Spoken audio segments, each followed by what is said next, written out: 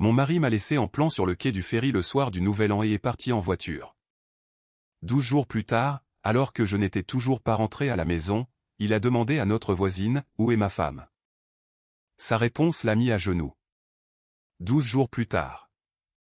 Le dernier ferry de la nuit avait déjà accosté et s'était éteint lorsque j'ai réalisé que Conrad ne reviendrait pas me chercher. Il était 23h47, le soir du Nouvel An. Le genre de froid qui ne se contente pas de mordre, il s'enfouit. Le vent du Puget Sound transperçait mon manteau, charriant l'odeur du sel et du diesel et le son lointain des feux d'artifice tirés quelque part de l'autre côté de l'eau, vers Seattle. Des gens comptaient à rebours quelque part là-bas. Je pouvais l'entendre par fragments, emporté par les rafales. 19-8. J'étais seul sur le quai du terminal de ferry d'Edmond avec 2 lourdes valises et une boîte de cadeaux que j'avais passé 3 soirées à choisir pour sa famille, observant la lueur de célébration dont je ne faisais pas partie. 2 semaines à Chicago, un audit d'entreprise qui s'était étiré de 10 jours prévus à 14, ce qui signifiait que j'avais manqué Noël à la maison, manqué le dîner du Nouvel An avec sa mère, Judith, manqué tout le petit tissu conjonctif qui maintient un mariage. J'avais envoyé un texto à Conrad pour lui communiquer mon heure d'arrivée depuis OR et il avait répondu par 2 mots, compris. Je pensais que cela signifiait qu'il serait là. Il a été là, brièvement. Sa BMW argentée s'est garée dans la zone de chargement juste au moment où je traînais mes sacs en bas de la rampe. Ma poitrine a fait cette chose stupide et pleine d'espoir qu'elle faisait encore quand je voyais sa voiture. 2 ans et demi de mariage et une partie de moi s'illuminait encore. J'ai fait un signe de la main. Il n'a pas répondu. Il a baissé sa vitre d'environ 4 pouces. « Je ne peux pas rester », a-t-il dit. Ses yeux étaient rivés sur son téléphone. Henderson a appelé. Réunion d'urgence. J'ai arrêté de marcher. Conrad, il est presque minuit. Gros client. Tu sais ce que c'est. Sa voix était plate. Déjà passé à autre chose. Prends un Uber. Je te ferai un Venmo. J'ai regardé au-delà de lui, sur le siège passager. Il y avait une écharpe en cachemire, bleu pâle, drapée sur l'appui-tête comme si quelqu'un venait de la poser. La couleur n'allait pas à Judith, ni à personne que je connaissais. Avant que je puisse dire quoi que ce soit, le téléphone de Conrad a vibré contre la console centrale et il l'a retourné face contre table d'un mouvement fluide. L'application fonctionne bien ici, a-t-il dit en commençant à remonter la vitre. J'ai de la fièvre. Je l'avais depuis Chicago. Tout mon corps semblait fait de béton humide. Conrad, je voyage depuis 7 heures, j'ai 102 degrés. S'il te plaît, emmène-moi juste un bout de chemin. Désolé, vraiment. Il n'avait pas l'air désolé. Il avait l'air impatient. La vitre s'est refermée hermétiquement. La BMW a avancé et le pneu avant a heurté une flaque de neige fondue au bord du trottoir, projetant une nappe d'eau grise et glacée sur mon manteau et mes bottes. Je suis resté là à regarder ces feux arrière disparaître en haut de Sunset Avenue. Mon téléphone était à 4%. J'ai ouvert mes contacts et appelé Blit. Elle a répondu à la 2e sonnerie. Nouvel An, a-t-elle dit, sa voix encore chaude d'où qu'elle soit. Tu as intérêt à avoir une bonne raison. Conrad m'a laissé au terminal du ferry, ai-je dit. J'ai besoin qu'on me ramène et je crois que mon état empire. Il y a eu une pause, puis simplement, dis-moi exactement où tu es. Je me suis réveillé dans l'appartement de Blit à Queen Anne au son d'un podcast jouant doucement dans la cuisine et à l'odeur de bouillon de poulet. J'avais l'impression que ma tête était remplie de sable mouillé. Ma gorge était si irritée que je pouvais à peine avaler. Tu es réveillé, a dit Blit depuis le seuil. Elle avait l'air de ne pas avoir bien dormi depuis des jours. N'essaie pas de t'asseoir trop vite. Tu as une pneumonie. Le médecin est venu le 3e jour. Le 3e jour, ai-je répété. Ma voix est sortie en un râle. Depuis combien de temps suis-je ici? Elle a levé les 2 mains, 10 doigts. Je suis resté allongé, à assimiler l'information. 10 jours que j'étais dans l'appartement de Blit. Apparemment entrant et sortant de conscience, apparemment luttant contre une infection pulmonaire qui, selon le médecin, était devenue sceptique avant qu'elle ne la détecte. 10 jours que je me tenais sur ce quai pendant que mon mari s'éloignait en voiture. Puis-je avoir mon téléphone? Elle me l'a tendu. Je suis allé directement au journal d'appel. Ma mère avait appelé 2 fois. Un collègue avait appelé au sujet du rapport d'audit. Blythe avait appelé la nuit où elle m'avait récupéré. Rien de Conrad. Pas un seul appel manqué, pas un texto demandant où j'étais. Pas un message vocal avec une quelconque version de « je suis inquiet, je suis désolé, s'il te plaît, dis-moi que tu vas bien ». 10 jours et mon mari n'avait pas une seule fois essayé de savoir si j'étais rentré saine et sauve. J'ai posé le téléphone face contre la couverture. Quelque chose en moi est devenu très silencieux. Pas le calme de l'acceptation, mais le calme d'une décision prise dans un endroit au-delà du langage. Ne l'appelle pas, ai-je dit. Blythe m'a dévisagé, Myriam. Je veux voir exactement combien de temps ça prend. Ça a pris 2 jours de plus. Il a appelé le 12e jour à 9 h du matin, aussi décontracté que quelqu'un qui s'informe d'une livraison. Quand j'ai répondu, il a dit « Salut, tu vas bien ?» J'ai été débordé. Pas « Où es-tu ?» Pas « J'ai été fou d'inquiétude ». Il avait été débordé. Je lui ai dit que j'avais eu une pneumonie, que j'avais été chez Blythe, que j'avais eu besoin d'antibiotiques par voie intraveineuse pendant les 5 premiers jours. Il a dit « Waouh, c'est dur ». Il a demandé quand je serais à la maison. J'ai dit « Bientôt ».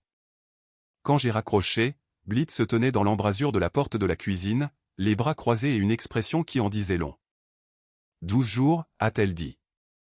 Il a attendu 12 jours et n'a même pas demandé comment tu es arrivé du terminal jusqu'ici. Il n'a pas demandé, ai-je dit, en ouvrant son ordinateur portable, parce que ça ne lui est jamais venu à l'esprit de se poser la question.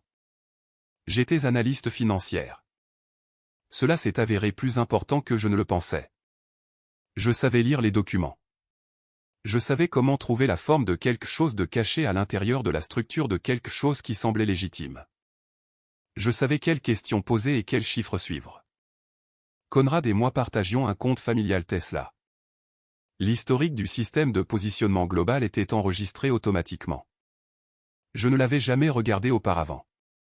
Pourquoi l'aurais-je fait? Je lui faisais confiance. Je n'avais aucune raison de ne pas le faire.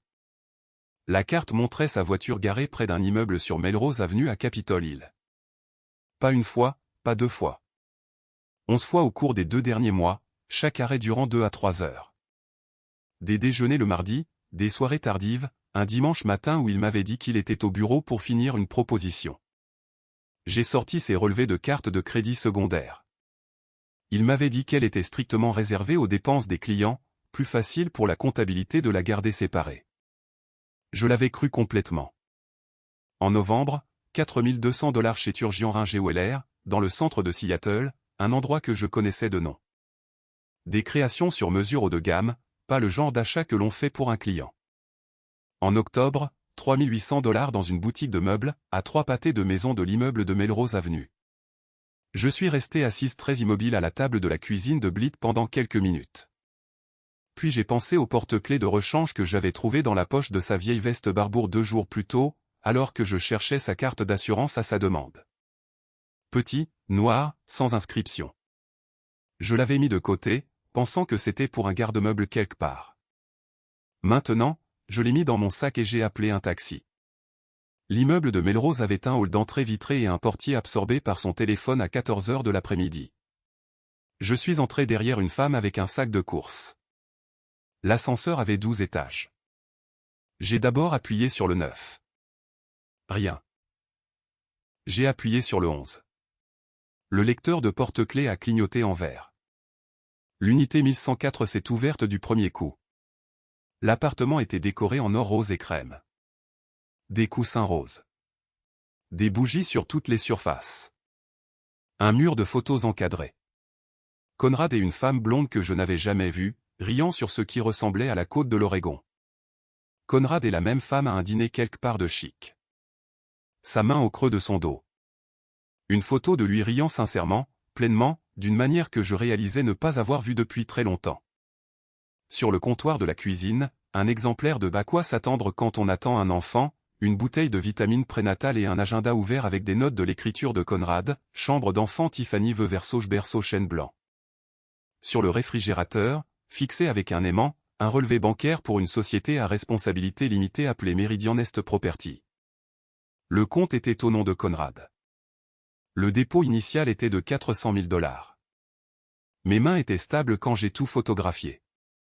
Je ne sais pas comment. L'agenda, le relevé bancaire, le mur de photos, les vitamines. Puis j'ai entendu l'ascenseur dans le couloir. Sa voix, cette aisance particulière et basse qu'il utilisait quand il charmait quelqu'un, et le rire d'une femme en dessous. Je me suis dirigé vers la chambre, le dressing. J'ai presque fermé la porte et me suis pressé contre le mur du fond, entre des robes qui sentaient le Chanel numéro 5, et je suis resté complètement immobile. Ils sont entrés dans la chambre en moins de 2 minutes. « Tu n'arrêtes pas de me dire d'attendre » a dit la femme. Tiffany. Elle semblait avoir la vingtaine, un peu boudeuse. J'en suis à 24 semaines, Conrad. Ça se voit. Mes collègues posent des questions. 24 semaines, 6 mois. Le bébé qui bouge, le ventre visible. Tout cela était réel. Tout cela était médicalement exact. J'ai expiré lentement dans le noir. Encore 3 mois, a dit Conrad. Sa voix était la même que celle que j'entendais chaque matin à la table du petit déjeuner. Calme, légèrement condescendante, gérant déjà la situation. Je termine le transfert vers Meridian Est. Une fois que les actifs de l'entreprise seront sur le papier comme appartenant à la société à responsabilité limitée, le patrimoine conjugal vaudra une fraction de ce qu'il vaut réellement. Elle obtiendra 10% de ce qui est déclaré, peut-être 150 000. Et elle accepte ça comme ça. Une pause, le bruit de ses clés tombant sur la commode. Elle est pragmatique. C'est une personne de chiffres. Donnez-lui un chiffre et elle calculera qu'un combat juridique coûte plus cher qu'il ne vaut. Un son bref et sec qui était presque un rire. Elle le prendra et retournera en Ohio. Je me suis mordu l'intérieur de la joue jusqu'à sentir le goût du sang. Mon téléphone était déjà en train d'enregistrer. Je l'ai tenu là dans le noir jusqu'à ce qu'ils aillent à la cuisine. Et puis je suis resté encore 60 secondes avant de me glisser hors de la chambre, dans le couloir, par la porte d'entrée.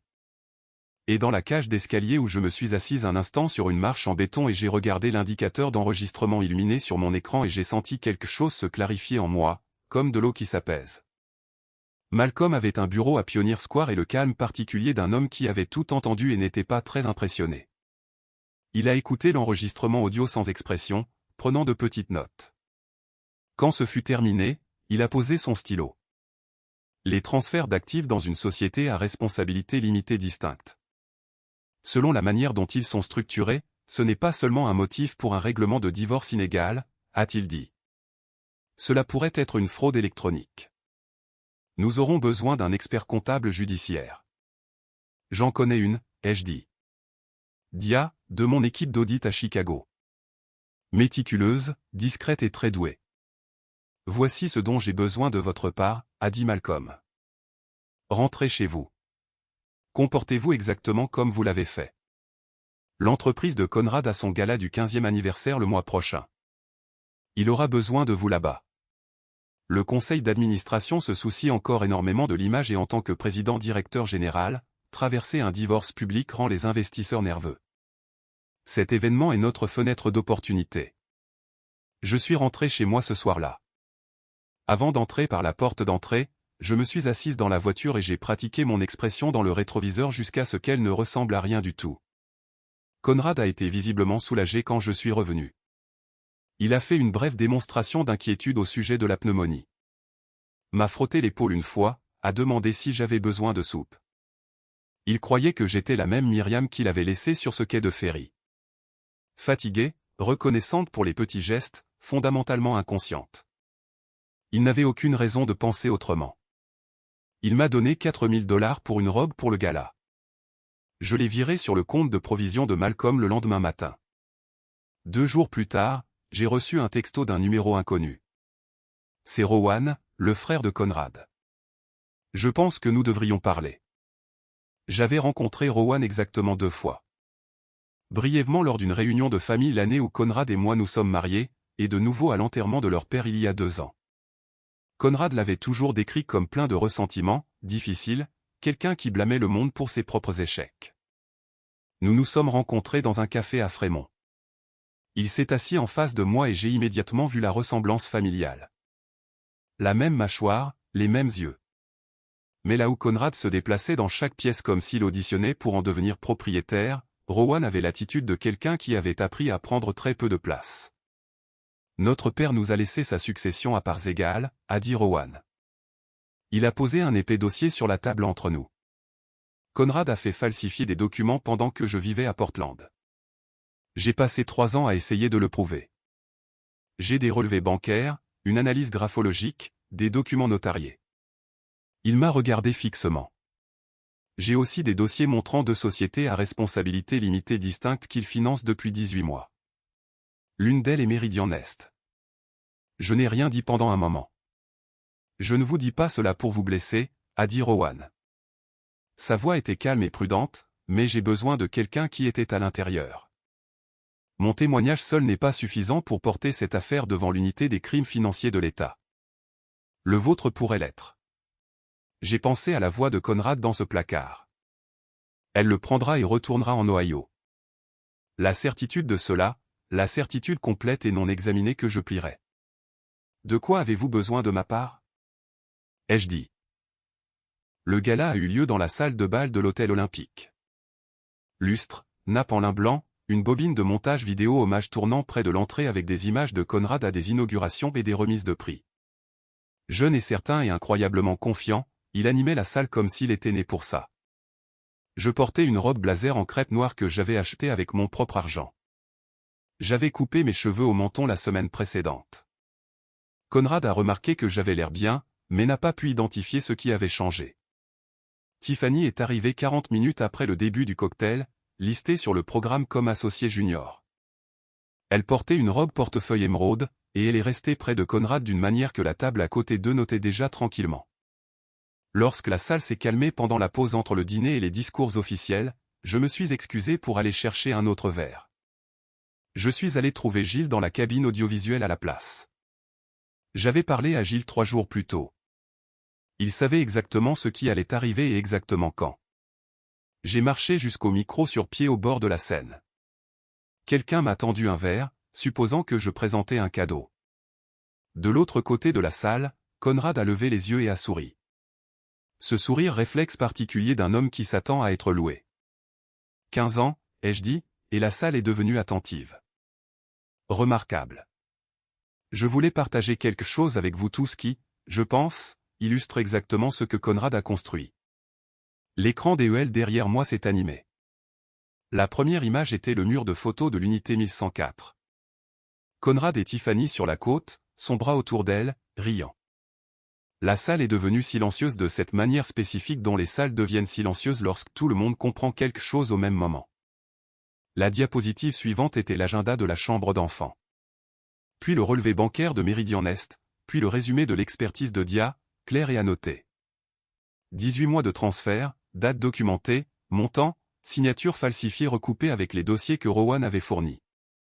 C'est là que sont passées les pertes déclarées de l'entreprise, ai-je dit.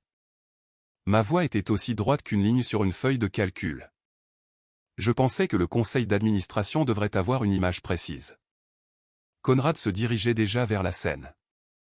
2 hommes en costume sombre engagés par le bureau de Malcolm se sont interposés en douceur sur son chemin. Judith était assise à la table du conseil d'administration avec sa coupe de champagne à mi-chemin de ses lèvres, figée là comme si le temps s'était arrêté au moment exact où elle a réalisé qu'elle ne pouvait rien annuler de tout cela. La campagne de dénigrement a commencé 48 heures plus tard. Des publications anonymes sur les réseaux professionnels. Une épouse mécontente a fabriqué des dossiers. Une photo de mon voyage à Chicago recadrée pour me montrer penché vers mon client Desmond au dîner. L'angle fait pour ressembler à quelque chose que ce n'était pas. Associé à un langage conçu pour suggérer une liaison. Je m'y attendais. Malcolm était prêt. Nous avons tenu une conférence de presse la semaine suivante. Une salle de conférence dans son immeuble, propre et calme. Dia a expliqué l'audit judiciaire en langage clair. Malcolm a diffusé les images de sécurité non éditées de l'hôtel où le dîner avec le client de Chicago a eu lieu. 12 personnes dans le cadre. Le mari de Desmond assis juste à côté de lui pendant tout le repas. La poignée de main à la fin, visible et professionnelle et complètement banale. Rowan a présenté sa documentation sur la fraude à la succession sans faire de commentaires, juste des faits, dans une pièce avec une bonne acoustique, livré d'une voix qui n'a pas faibli. Le sentiment en ligne a changé si rapidement que c'en était presque déroutant. Le téléphone de Conrad, j'ai appris plus tard d'une connaissance commune, a sonné pendant 6 heures d'affilée après que la conférence de presse de Malcolm a fait la une des nouvelles économiques locales. Lors de l'audience de médiation, Conrad est arrivé avec Tiffany, sa main posée sur son ventre visible, son avocat espérant clairement que la grossesse fonctionnerait comme une sorte d'encre de sympathie. La déclaration liminaire de Conrad a souligné son obligation de subvenir aux besoins de l'enfant, l'urgence d'une résolution, l'injustice d'être empêché d'aller de l'avant. Malcolm a attendu que l'avocat ait fini. Puis il a glissé une enveloppe sur la table. Avant de discuter de la répartition des biens, a dit Malcolm, ma cliente a demandé un test de paternité pendant la phase de communication des pièces, étant donné que la grossesse a été citée comme un facteur dans le calendrier de la dissolution. Conrad a froncé les sourcils. C'est. Vous n'avez pas mon ADN. Vous avez laissé une tasse de café dans le hall de votre avocat mardi dernier, a dit Malcolm. Il a laissé cela s'installer. L'échantillon a été traité dans un laboratoire certifié. Les résultats sont notariés. Tiffany était devenue complètement immobile sur sa chaise. Malcolm a ouvert l'enveloppe et a lu la conclusion à haute voix. Probabilité de paternité 0. Le silence qui a suivi était total. Conrad a regardé Tiffany. Elle a regardé la table. Son avocat a regardé le plafond. Le père biologique, a poursuivi Malcolm, est identifié dans une déclaration séparée fournie volontairement par mademoiselle Tiffany elle-même dans le cadre d'un accord de divulgation complète que nous avons conclu avec son conseil la semaine dernière. Tiffany avait tout raconté. Il s'est avéré que lorsqu'il est devenu clair que continuer à mentir l'exposerait à une responsabilité légale distincte. Le père de l'enfant était quelqu'un d'autre entièrement, quelqu'un qu'elle voyait bien avant Conrad. Rowan l'avait soupçonné et avait engagé un détective privé il y a 3 mois. Conrad s'est levé si vite que sa chaise a heurté le mur. Son avocat a attrapé son bras. Le médiateur a appelé à l'ordre. Je suis resté assise avec mes mains jointes sur la table et j'ai regardé l'architecture de tout ce que Conrad avait construit, la société à responsabilité limitée, le calendrier, le plan de me donner 10% et de qualifier cela de généreux. S'effondrer sous le poids d'un fait qu'il n'avait pas su prendre en compte. Le juge m'a accordé 63% du patrimoine conjugal, la maison d'Edmond, et un dédommagement pour préjudice moral. Le stratagème de dissimulation d'actifs de Conrad a été renvoyé à l'unité des crimes financiers de l'État. Les comptes de la société à responsabilité limitée Meridian Est ont été gelés en attendant l'enquête. J'ai vendu la maison en 22 jours à un couple de retraités qui voulaient être près de l'eau et avaient des petits-enfants dans le district scolaire. Lorsque le chèque de banque a été encaissé, je suis resté assise dans ma voiture sur le parking de la société de titres pendant quelques minutes, juste à respirer. J'ai donné 20% à une organisation à but non lucratif du comté de King qui fournit une aide juridique aux survivantes de violences domestiques, non pas pour la reconnaissance, mais parce que je savais ce que c'était que d'être dans une pièce où l'on ne connaissait pas les règles et l'autre personne si. Puis je suis allé à Portland en voiture. J'avais toujours voulu vivre à Portland. Conrad avait toujours trouvé une raison pour laquelle ce n'était pas le bon moment. J'ai trouvé un appartement de 2 chambres dans le quartier des Arts d'Alberta avec de hautes fenêtres, des parquets en bois franc et un radiateur qui faisait un bruit comme quelqu'un qui tape du doigt sur une porte à intervalles irréguliers. Je me suis inscrite à un cours de céramique le jeudi soir. J'étais vraiment nul à ça. Je n'ai pas manqué une seule semaine. Rowan vivait à Portland. Il y était depuis des années, bien avant tout cela. Après la médiation, nous sommes restés en contact comme on reste en contact avec quelqu'un avec qui on a traversé quelque chose d'important. Des textos occasionnels, un café qui a duré 3 heures par accident, un appel tardif alors qu'il travaillait sur le dossier de la succession avec son propre avocat et avait besoin de réfléchir à voix haute. En novembre, mon radiateur a cessé de fonctionner. Il est arrivé avec une boîte à outils sans qu'on le lui demande. Je l'avais mentionné en passant, et il a passé 2 heures à genoux dans ma cuisine jusqu'à ce qu'il se remette en marche. Quand il a eu fini, j'ai fait de la soupe à la tomate et du fromage grillé, et nous nous sommes assis à ma petite table avec la pluie qui tombait dehors, derrière les hautes fenêtres, et nous avons parlé jusqu'à minuit de choses qui n'avaient rien à voir avec Conrad, son travail. Mes désastres en céramique du jeudi, un livre que nous avions tous les deux lu récemment et sur lequel nous n'étions pas d'accord de manière vraiment intéressante. Rowan ne précipitait rien. Il ne jouait pas le rôle de quelqu'un qui me courtisait. Il continuait simplement à se montrer, discrètement et concrètement, de la manière dont certaines personnes montrent leur amour avant même d'avoir prononcé le mot, avec présence et patience, avec l'attention particulière de quelqu'un qui observe attentivement qui vous êtes exactement. Environ 14 mois après mon déménagement à Portland, je suis sorti de mon immeuble de bureau un mardi soir et j'ai trouvé Conrad sur le trottoir. Il avait perdu du poids. Son manteau était le même que celui qu'il avait porté au gala, mais il lui allait mal maintenant, trop grand aux épaules, effiloché à un poignet. Il avait l'air d'avoir répété quelque chose et n'était plus certain de devoir le dire. « Myriam, a-t-il dit, je voulais juste dire, tu n'es pas obligé, ai-je dit. » Il a baissé les yeux sur ses chaussures, puis les a relevés. Ses yeux avaient la qualité particulière de quelqu'un qui a passé beaucoup de temps seul avec ses propres décisions. J'ai fait de graves erreurs. Je le sais. Je voulais que tu saches, Conrad, ai-je dit, pas méchamment, juste fermement. Tu vis avec ce que tu as fait. C'est exactement comme ça que ça devrait fonctionner. J'ai remonté mon sac sur mon épaule. Prends soin de toi. J'ai marché jusqu'à ma voiture. Il n'a pas suivi. Dans le rétroviseur, je pouvais le voir encore debout là, plus petit que je ne l'avais jamais vu, la rue se vidant autour de lui dans l'obscurité naissante. Je n'ai ressenti aucune vague de triomphe, aucune amertume résiduelle. Ce que j'ai ressenti, c'était la légèreté spécifique d'une porte qui a été verrouillée de l'intérieur. Finalement, Rowan m'a emmené dans les gorges du fleuve Columbia un samedi au début du printemps. Nous avons marché jusqu'à un point de vue où je n'étais jamais allé auparavant, où le fleuve s'étendait, argenté et énorme en contrebas, et les falaises du côté de Washington avaient encore de la neige sur les rebords supérieurs. Il faisait assez froid pour voir notre souffle. Il n'a pas fait de discours. Il n'était pas fait comme ça.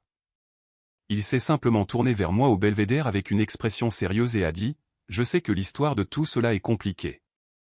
Je sais que ce n'est pas simple, mais je sais aussi que je ne veux pas continuer à faire semblant de ne pas être amoureux de toi. » La bague était dans la poche de sa veste. Il me l'a montrée après que j'ai dit oui, un simple anneau en or martelé avec une petite égmarine au centre.